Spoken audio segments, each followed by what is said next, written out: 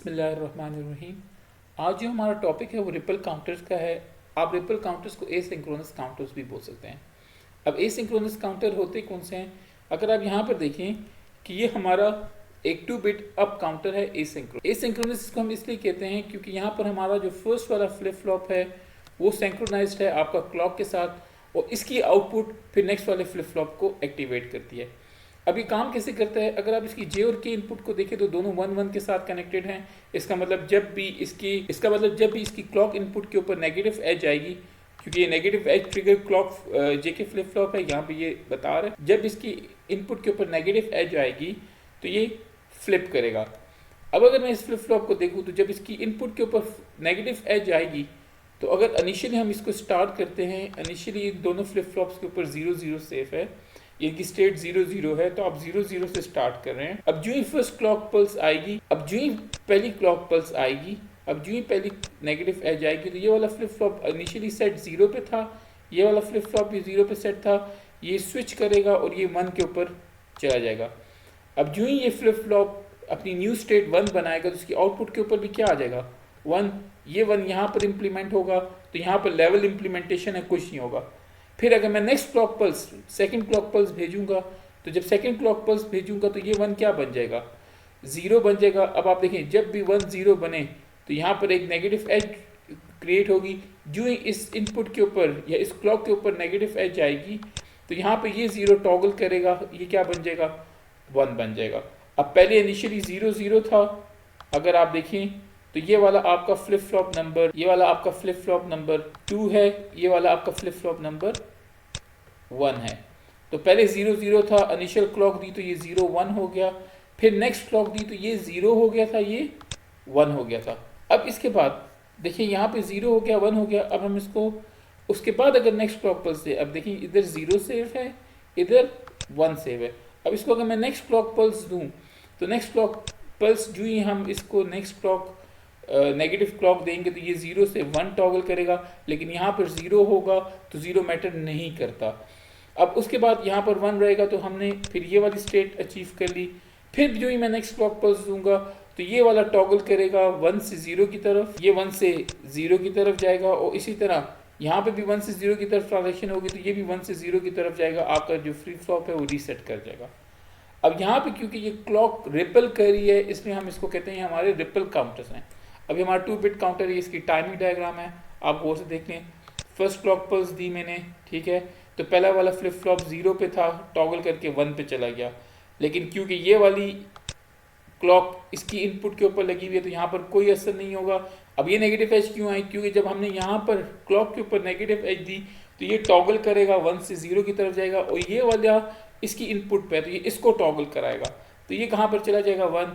तो अब आप सीक्वेंस देखिए, 0 0 था, 0 0 के बाद 1 0 हुआ है, फिर उसके बाद 0 1 हुआ है। अब फिर जो ही नेक्स्ट क्लॉक पल्स आई तो ये वाला फिर टॉगल करेगा, ये 0 से 1 की तरफ जाएगा, लेकिन ये वाला टॉगल नहीं करेगा क्योंकि ये नेगेटिव एज के ऊपर ट्रिगर करता है। और फिर जब आप यहाँ पर देखें तो अब दोनों के ऊपर क्या है? 1 है, यहाँ पर भी 1 है। अब यहाँ पर जो ही नेगेटिव एज आएगी ये टॉगल करेगा, ये नेगेटिव एज इधर जाएगी और ये इसको भी टॉगल कराएगा, तो ये आपका जो फ्लिप फ्लॉप है कहाँ पे चला जाएगा? वापस 0 0 पे। तो ये हमारा 2 बिट एसिंक्रोनस अप काउंटर है। अब अगर हम इसको देखें यहाँ पर, अब इसी तरीके से हम इसको आगे कन्वर्ट करते हैं, हमारा 3 बिट एसिंक्रोनस अप काउंटर बन गया है। अब फर्स्ट के ऊपर आपकी क्लॉक अटैच है, बाकी ये वाली आउटपुट इसके साथ अटैच है, ये वाली आउटपुट इसके साथ अटैच है, तो आपकी क्लॉक क्या करती है? रिपल करती है, और आपका हर जे के फ्लिप फ्लॉप 1 1 के साथ अटैच है, इसलिए हम इसको कहते हैं हमारा 3 बिट अप काउंटर है। कौन सा? एसिंक्रोनस या रिपल काउंटर। अब इसकी ये टाइमिंग डायग्राम देख लें। क्लॉक पल्स आती है, F0 टॉगल करता है, फिर क्लॉक पल्स आती है, F0 टॉगल करता है, क्लॉक पल्स आती है, F0 टॉगल करता है, ये क्लॉक पल्स आई, फिर F0 ने टॉगल किया, फिर क्लॉक पल्स आई, ये टॉगल करता रहा। इसी तरह जब ये पल्स आती है, ये इस वाले की इनपुट के ऊपर गई, ये F0 की आउटपुट F1 की इनपुट है तो ये इसको टॉगल कराती है। इसी तरह F0 की आउटपुट F1 की इनपुट है, इसको टॉगल कराएगी। इसी तरह F0 की आउटपुट F1 की इनपुट, तो जब जब यहाँ पर नेगेटिव एज आती जा रही है ये टॉगल करता जा रहा है। इसी तरह जब यहाँ पे नेगेटिव एज आएगी तो नेक्स्ट टॉगल करेगा, जब यहाँ पे नेगेटिव एज आएगी उसका नेक्स्ट वाला टॉगल करेगा। तो ये हमने 3 बिट एसिंक्रोनस अप काउंटर बनाए। अगर आप इसको 4 बिट बनाना चाहते हैं तो यहाँ पर एक और जे के फ्लिप फ्लॉप लगाएं, ठीक है।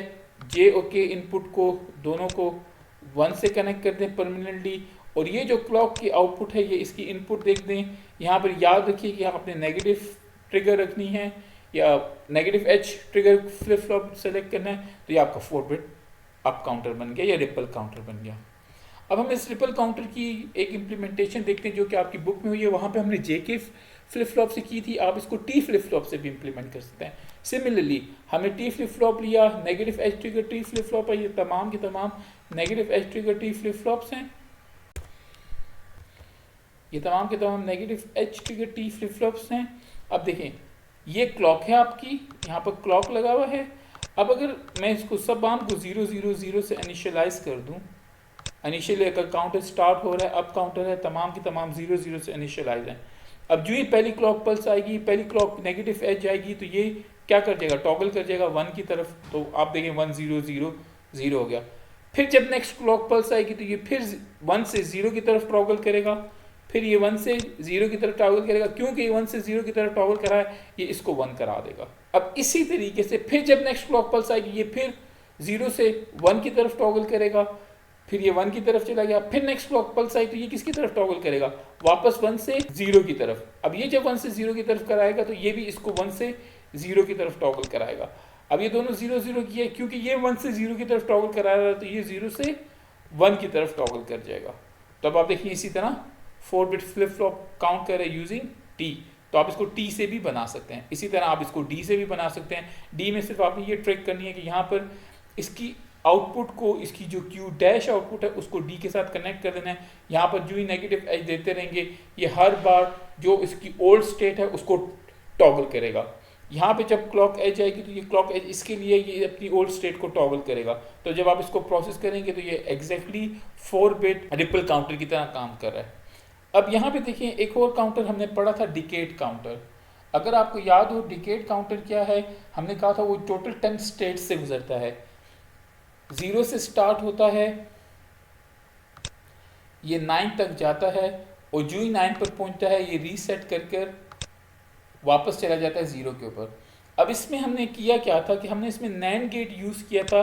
जो ही आपका कोड 1010 आता है, जो कि आपका 10 का कोड है, ये थोड़ी देर के लिए 10 के कोड पे रुकता है, और 10 के कोड पे ये क्या करता है, आपके तमाम के तमाम सिस्टम को रीसेट कर देता है, ये क्लियर कर देता है।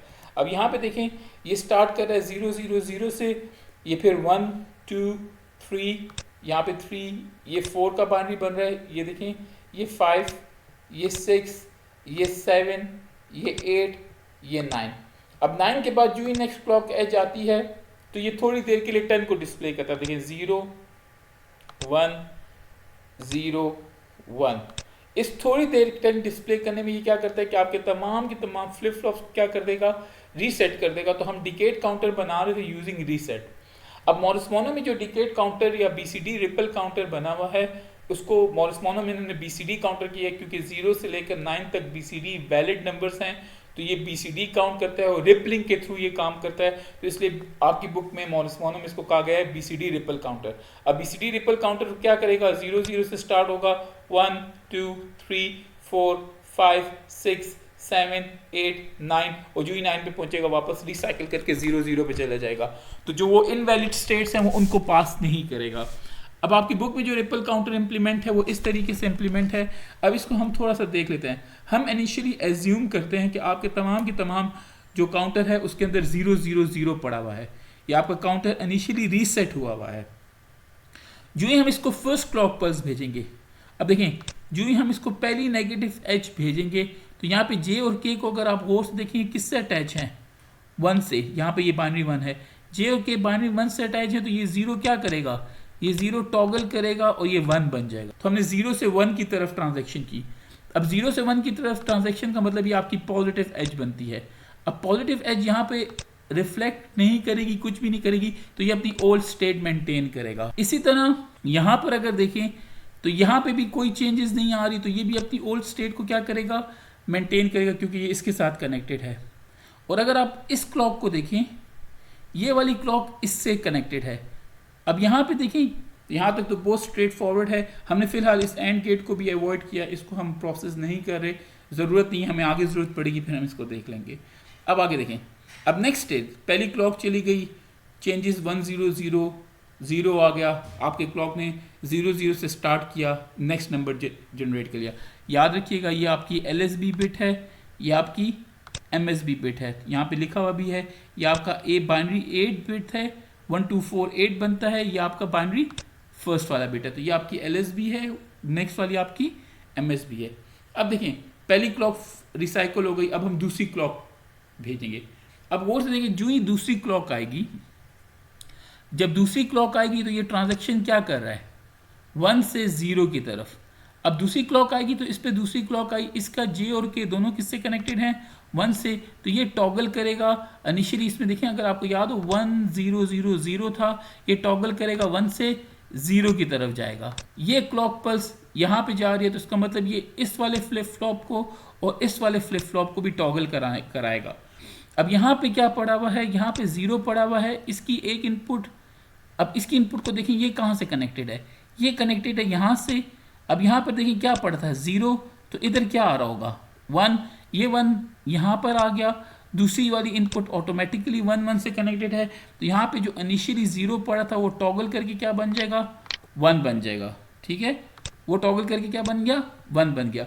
अब यहाँ पे तो 1 आ गया, ये टॉगल करके 1 से 0 बन गया। इसको देख लेते हैं, ये वाला फ्लिप फ्लॉप क्या करेगा, 0 है, ये क्योंकि 0 से 1 की तरफ टॉगल कर रहा है, 0 से 1 की तरफ टॉगल कर रहा है, तो ये बेसिकली पॉजिटिव एज है, और ये पॉजिटिव एज यहाँ पे जा रही है, तो ये इसको मैटर नहीं करती, ये कोई भी चेंज नहीं करेगा, ये अपनी ओल्ड स्टेट को मेंटेन करेगा, ये अपनी ओल्ड स्टेट को मेंटेन करेगा। अब यहाँ पर देखें, इस एंड गेट को देखें थोड़ा सा, ये एंड गेट अब इस वाले फ्लिप फ्लॉप को वैल्यू चेंज करने नहीं देगा। यहाँ पर देखें, इस एंड गेट पे इस क्लॉक पल्स आने से पहले यहाँ पे ये भी 0 पड़ा हुआ था, जो कि यहाँ से आ रहा है, Q2 की आउटपुट है, और यहाँ पे ये जो दूसरी एंड गेट की जो दूसरी साइड है वो Q4 से आ रही है, तो ये भी 0 है। जब ये दोनों 0 है तो इसकी आउटपुट क्या है, 0। जब भी आपके J के फ्लिप फ्लॉप में J 0 हो, K 1 हो, तो आपका फ्लिप फ्लॉप रीसेट रहता है, तो ये इसी तरीके से मेंटेन करेगा। तो पहली दूसरी क्लॉक पल्स गुजरने के बाद जो आपका फ्लिप फ्लॉप है वो 0 1 0 0 मेंटेन कर रहा होगा। आप इस 1 को फिलहाल इग्नोर कर लें, ठीक है। ये क्या कर रहा होगा, 0 1 0 0 मेंटेन।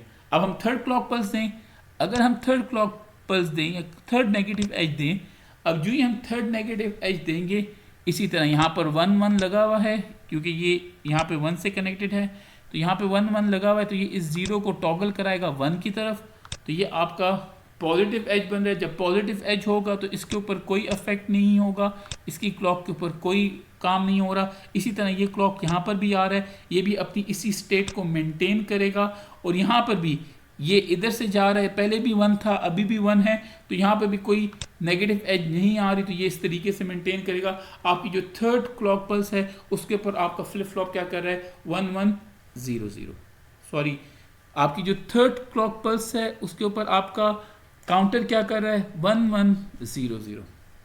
अब यहाँ पर देखिए, अब जो ही फोर्थ क्लॉक पल्स आएगी, अब जो ही फोर्थ क्लॉक पल्स आएगी, नेगेटिव एज है, जो ही नेगेटिव एज आएगी ये दोनों J और K, फिर मैं यहाँ पे लिख देता हूँ 1 से कनेक्टेड हैं, जो ही नेगेटिव एज आई ये टॉगल करेगा 1 से किसकी तरफ जाएगा, 0 की तरफ।